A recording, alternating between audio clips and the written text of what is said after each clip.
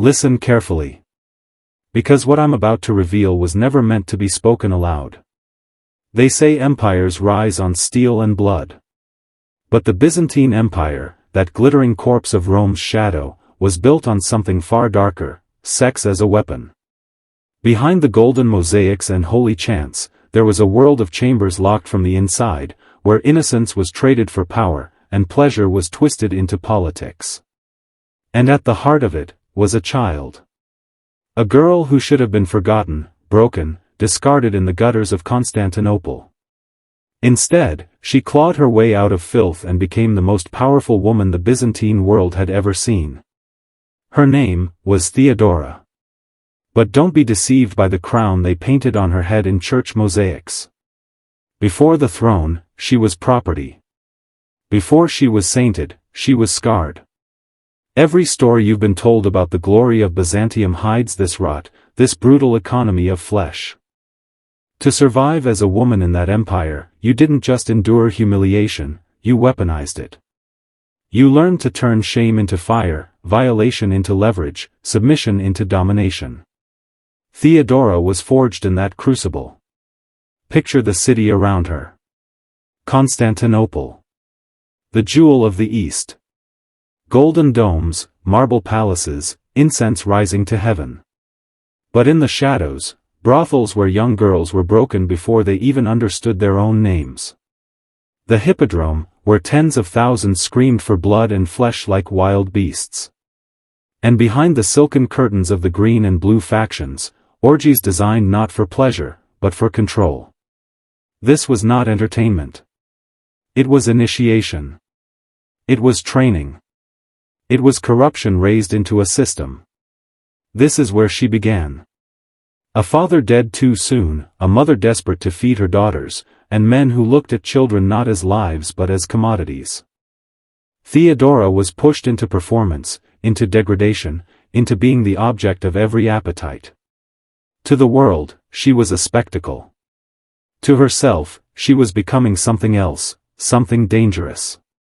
Because each hand that touched her, each jeer that cut her skin, each ritual that tore at her dignity, was teaching her the single greatest truth of power: if they cannot break you, you can bend them. And that is the secret no historian dares to tell you. The empire did not make Theodora. The empire tried to destroy her. And in trying, they created their own empress. By the time Theodora was barely a teenager, she was already a ghost moving through Constantinople's underbelly. The city itself was a contradiction: golden crosses lifted high into the sky, while beneath them, the filth of human exploitation festered in shadows. Priests preached chastity by day, but by night their robes were stained with the same indulgences they condemned. Senators, generals, aristocrats, they all fed on the same forbidden economy of flesh. And children like Theodora paid the price. The hippodrome factions, the greens and the blues, were not just sports clubs. They were empires within the empire. Each faction owned taverns, theaters, and brothels. They supplied not only entertainment but also bodies, women, boys, and eunuchs, for the amusement of the powerful. To be born into their service was to be born into bondage, wrapped not in swaddling cloth, but in invisible chains. Theodora's body was put on stage as spectacle, as humiliation. Men laughed as they stripped her humanity away, one performance at a time. But here lies the paradox: every degradation carved something into her soul. She was forced to see the machinery of power unmasked. She saw how lust could buy loyalty, how humiliation could breed dependency, how the strongest men in Byzantium, emperors, priests, and generals, were puppets to their own appetites. And slowly, she began to understand the most forbidden truth of all: desire is the leash of empires. While other girls broke under the weight of shame, Theodora sharpened her shame into a blade. She learned to smile while bleeding. To entertain while studying. To submit while secretly memorizing the faces, the weaknesses, the hungers of every man who thought he owned her. Theodora was not just surviving, she was collecting secrets. And in Byzantium, secrets were worth more than gold, more than armies, more than the emperor's crown itself. Her mother had dressed her daughters for sacrifice, but Theodora had already decided, she would not remain a lamb led to slaughter. She would become the wolf that hunts the shepherd. The girl sold for pleasure was already plotting to become something unthinkable, a woman who controls kings. But first, she had to descend even deeper into the abyss. The darker the rites, the more horrific the initiations, the closer she came to mastering the very system that sought to annihilate her. Each chamber of cruelty became another lesson. And soon, Constantinople would learn the price of turning a child into a weapon. You've heard whispers of decadence. But whispers are nothing compared to what truly happened behind Byzantine walls. Theodora did not simply entertain men in brothels or taverns. No, the empire had perfected a darker ritual. The Hippodrome faction staged performances where human bodies were not actors but instruments. These shows were designed to strip away not only innocence but also identity, breaking the participants so they could be molded into perfect slaves of power. Theodora, still barely a woman, was thrust into this theater of corruption. The rituals were obscene. Men demanded acts so degrading that even centuries later chroniclers hesitated to put them into ink. But the horror wasn't just in the acts themselves, it was in the structure. Every humiliation was orchestrated like a liturgy. First came the public spectacle, with roaring crowds eager for debasement. Then came the private initiations, where the richest patrons pushed boundaries further into the grotesque. What you must understand is this: in Byzantium, sex was not pleasure. It was politics. It was a tool sharper than any sword. By reducing bodies to property, by training children into submission, the factions created a generation of human currency, tokens to be traded, gifts to be offered, threats to be held over rivals. And at the center of this machinery stood young women like Theodora. But while most were consumed by despair, Theodora began to see through the illusion. She noticed how men who laughed in public often wept in private. She saw generals who commanded armies groveling for her attention. She discovered the hunger beneath their authority. And with each revelation, her mind sharpened like iron drawn from fire. The chroniclers tell us Theodora's acts were infamous, unspeakable, that her body was used in ways that made her a legend of depravity. But that is the lie of history, the narrative written by men who feared her. The truth is far darker, and far more dangerous. Those very practices were her training ground. In each act of humiliation, she learned another man's weakness. In each ritual of corruption, she memorized the blueprint of power. And this is where the transformation begins. Theodora was no longer the victim. She was a spy within the empire's most private chambers. A girl forced into spectacle was silently building the skill that would make her an empress feared and hated for centuries, the ability to command through desire and shame. Theodora's body had been broken, displayed, paraded as an object of lust and ridicule. But while others only saw a spectacle, she was sharpening her perception into something terrifying. By the time she left the Hippodrome's cages, she could read a man's soul in the way his eyes shifted, the way his breath caught, the way his silence revealed more than his words. She had learned that the strongest chains in Byzantium were not forged of iron but of hunger. And those who were slaves to hunger, men of power, men of wealth, men of armies, could be led by the throat if you knew where to pull. It was here that Theodora did the unthinkable. She began to use the very system that tried to annihilate her. She traveled, she performed, she sold her beauty like poisoned honey, but behind every exchange was a transaction far more lethal. She took secrets from the lips of drunk senators, promises from desperate generals, and leverage from priests who preached holiness by day and begged for her at night. Slowly, invisibly, Theodora became a network of whispers. She wasn't just surviving anymore, she was hunting. The same men who once sneered at her would one day kneel before her throne. But not yet. For now, she was still a shadow, a rumor, a performer with eyes too sharp to be ignored.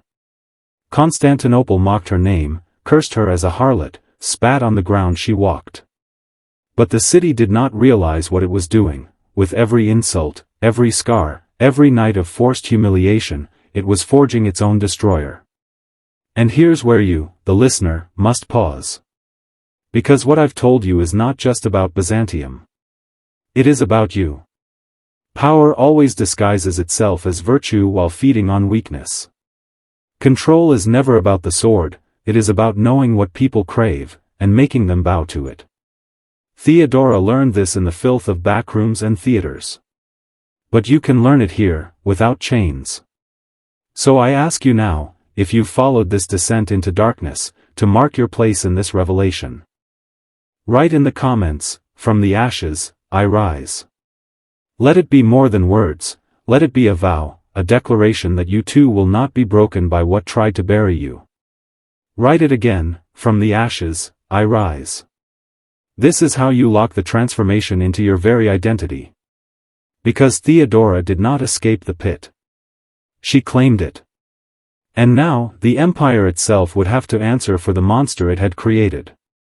By the time Theodora was in her late teens, her name was already etched into the whispers of Constantinople. To the moralists, she was filth. To the men who sought her out, she was addiction. But beneath both masks, she was evolving into something greater, a force the empire could neither categorize nor control. And then came the meeting that would change history. Justinian. A man not yet emperor, but already a creature consumed by vision. Unlike the pampered aristocrats of his age, Justinian had risen from obscurity himself, clawing his way upward with ruthless brilliance. He was ambitious, calculating, relentless. And when his eyes fell upon Theodora, he did not see a courtesan. He saw a weapon.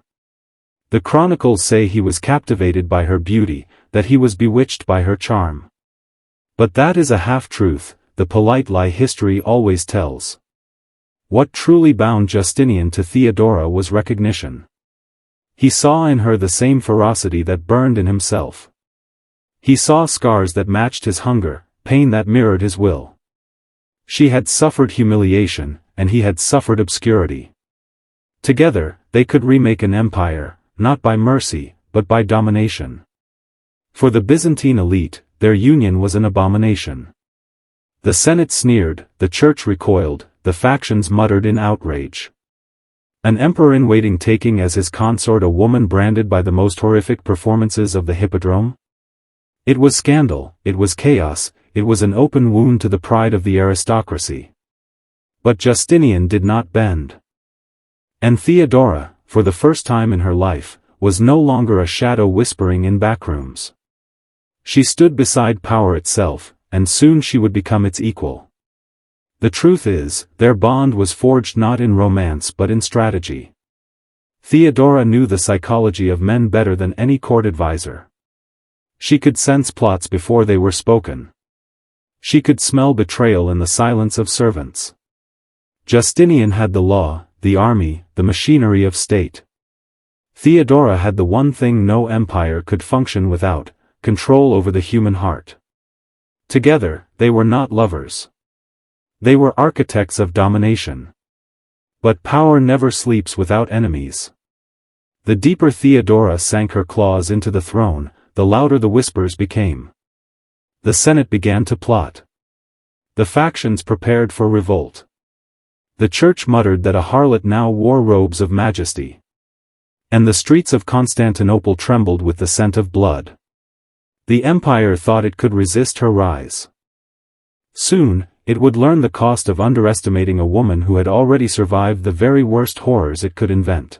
The year was 532. Constantinople burned. The Hippodrome, the same arena where Theodora had once been paraded as a child sacrifice, now thundered with the chants of tens of thousands screaming for Justinian's blood. The Nika Revolt. What began as a riot of factions exploded into open war against the throne. Senators schemed to replace the emperor. Priests whispered that this was divine punishment. The palace shook as the mob demanded one thing, death. Justinian faltered. For all his brilliance, he hesitated. His advisors begged him to flee, to abandon the empire and save his life. Escape ships were readied. The throne of Byzantium, the crown of Rome's eastern heirs, was seconds away from collapse. And in that moment of weakness, Theodora rose.